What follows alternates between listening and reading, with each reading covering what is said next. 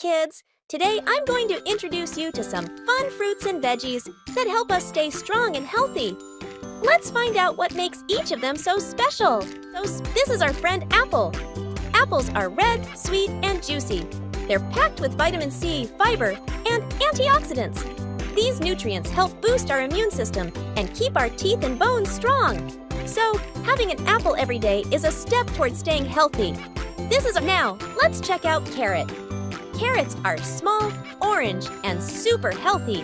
They're full of beta-carotene, which keeps our eyes healthy and sharp.